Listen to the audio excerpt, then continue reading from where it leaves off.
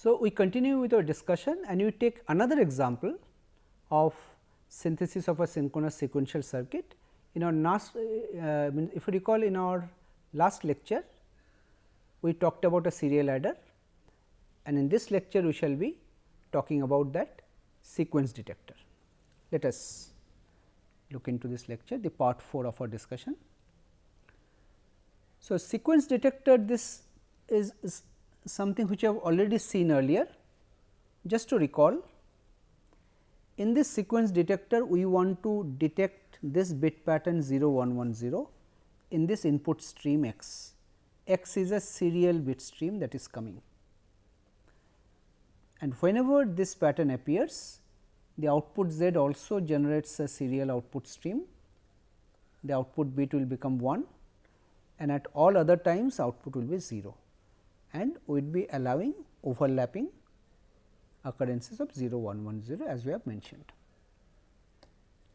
These were discussed earlier. Okay. So, this was one example where this outputs once were generated.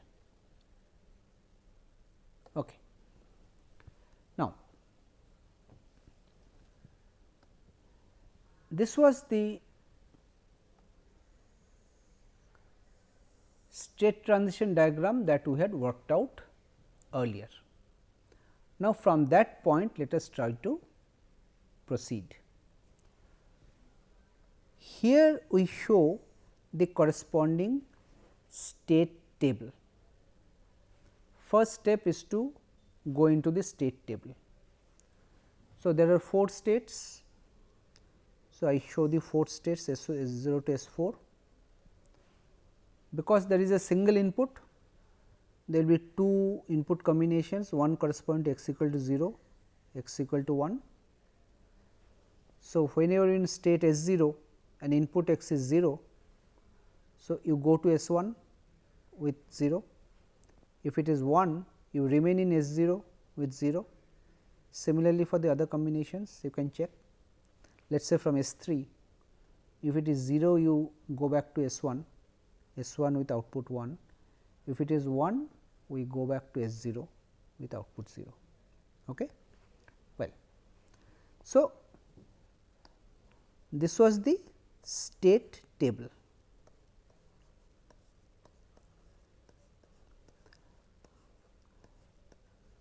Now, let us do state assignment. This is the table which is after state assignment, and the convention that we have followed is S0 state is encoded as 0 0, S1 as 0 1, S2 as 1 0, and S3 as 1 1. So, you see these two tables are same, but wherever this S0 is, it is replaced by 0 0, wherever S1 is, it is replaced by 0 1, just that. And then we have constructed the transition and output table. This is what we have mentioned, transition and output table, where we had separated out the states and the outputs. Instead of showing them in the same table separated by commas, we have put them into 2 separate tables, one here and the other here. The first one is for the states, second one is for the output. The output you see it was 0 0 0 1 and all 0, 0 0 0 1 and all 0. So, this is how we have proceeded up to the transition and output table. It is fairly simple.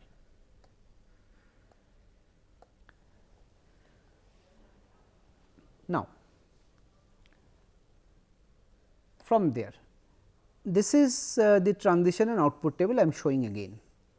This is the transition and output table. Now, suppose we are now selecting the memory element. Let us suppose we are using T flip flops, right. Let us see what we are trying to do here. Here we are saying is that because there are 4 states, so our sequential circuit model will look like this. There will be 2 memory elements, right. there will be x, there will be z, and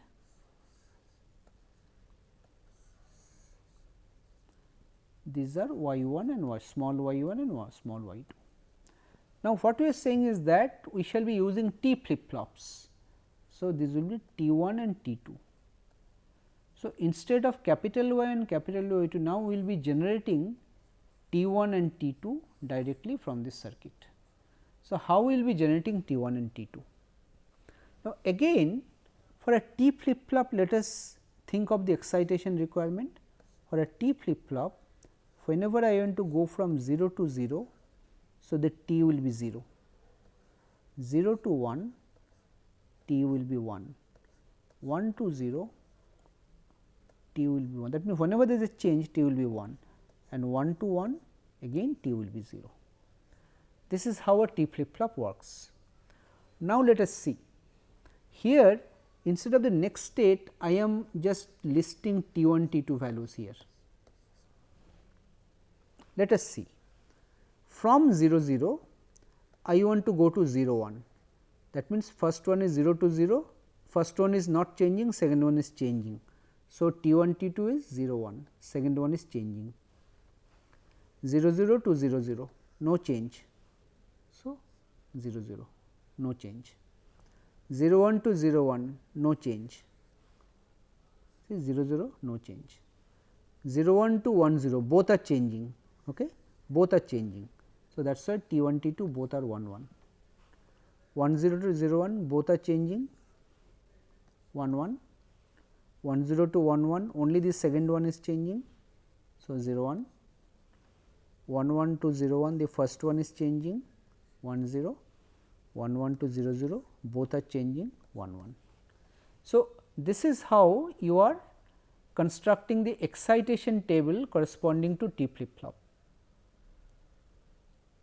right.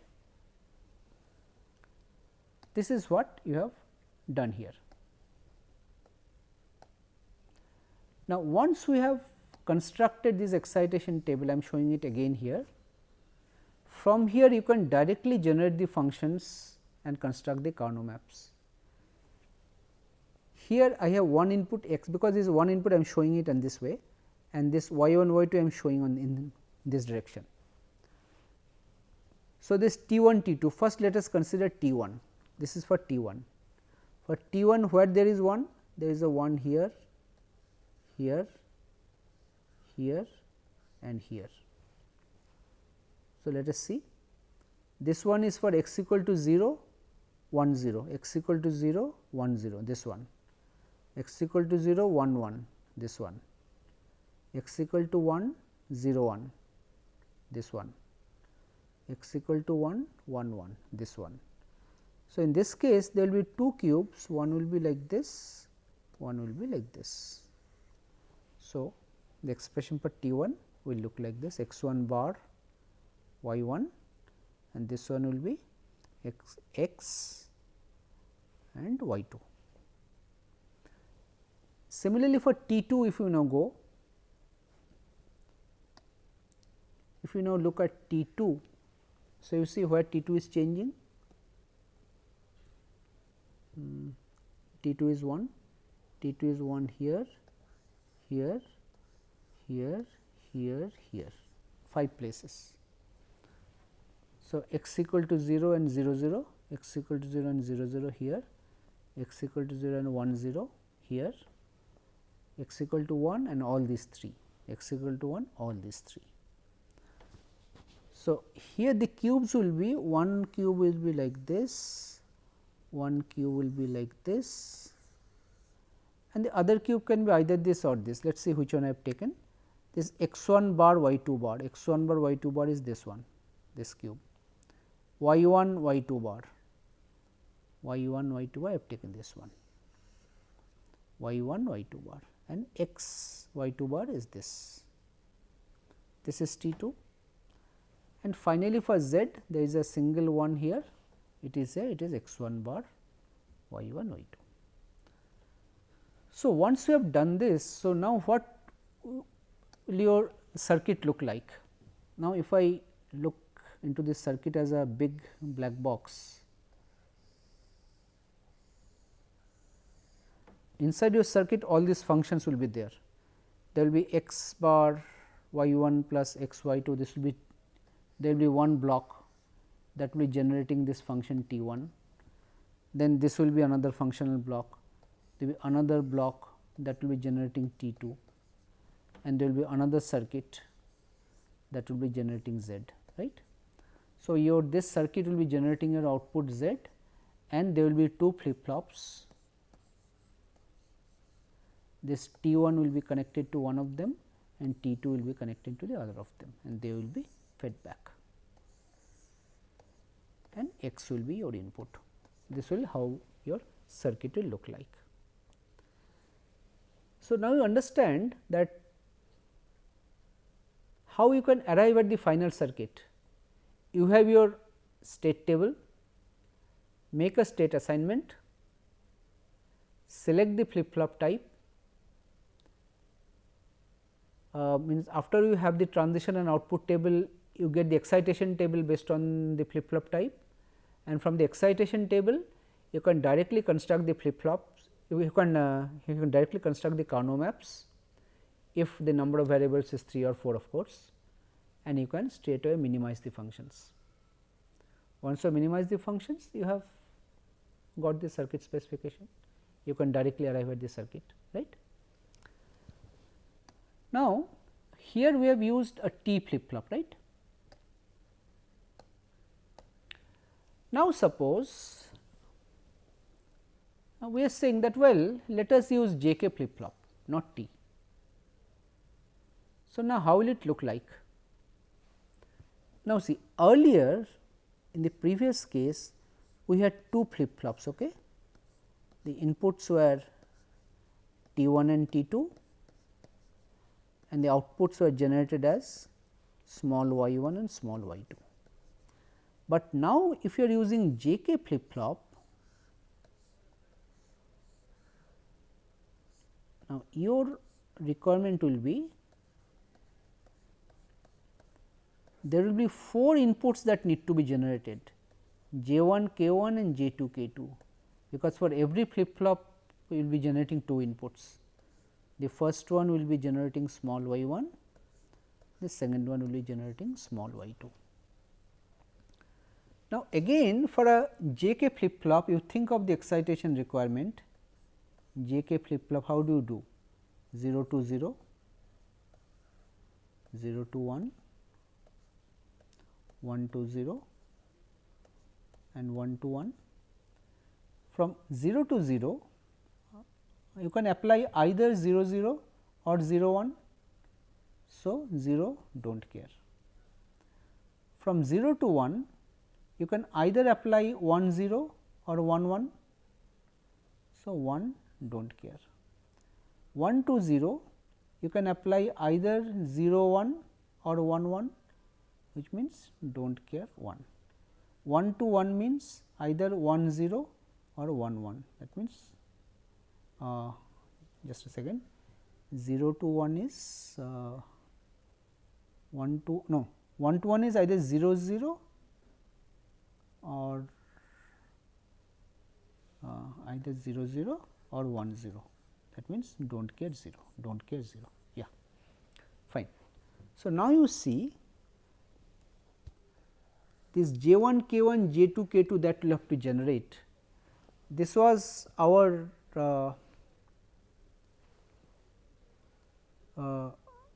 transition and output table. Now, let us see one by one. Present state was 0 0, you are going to 0 1. First one is 0 to 0, 0 to 0 means 0 do not care, you see 0 do not care. Then 0 1, 0 1 is 1 do not care, 1 do not care. Then 0 0 to 0 0, both are 0 to 0, 0 do not care, 0 do not care, 0 do not care. Then from 0 1 you are going to 0 1, 0 to 0, 1 to 1, 0 to 0 is 0 do not care, 1 to 1 is do not care 0, 0 do not care, don't. Like this you can have all, right, like this you can get all of them. Now, the point to note is that once you have obtained this table, now you can get the Karnaugh map for this all these 4 functions. You will now require 4 Karnaugh maps, 4 for j k, j 1, k 2 and 1 for z, 5 in total. So, let us say x in this direction and y 1, y 2 here.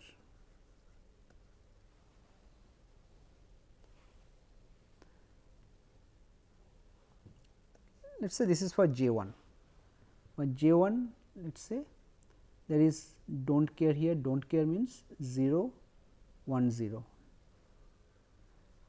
0 0, 0 1, 1 1, 1 0, 0 1 0, this is do not care, 0 1 1, 0 1 1 is also do not care, and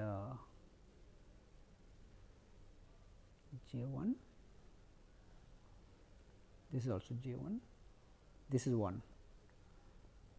So, x 1 1 and 0 1, 1 and 0 1, this is 1 and these are do not cares, 1 1 0, 1 1 0 is do not care and 1 1 1 is do not care.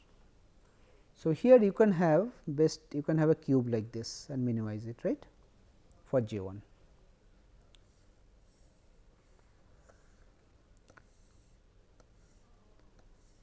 Similarly, for k 1 what will happen? K 1 let us say k 1 will be the second one, do not care, 1 1, x equal to 0. So, it will be do not care, 1 1 and do not care, first two are do not care, this is 1, 1 1 1 is 1, 1 1 is 1. So, here you can have a bigger cube like this, this is k 1. Similarly, you can have j 2,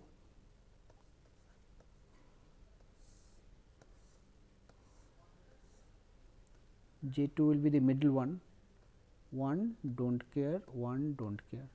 So, 1 is for 0 0 0 and 0 1 0, 0 0 0 and 0 1 0, other are do not cares, and j 2 0 do not care, 1 is here 1 0, these two are do not cares. So, here you will have one cube like this and one cube like this is j 2 and then you go for k 2.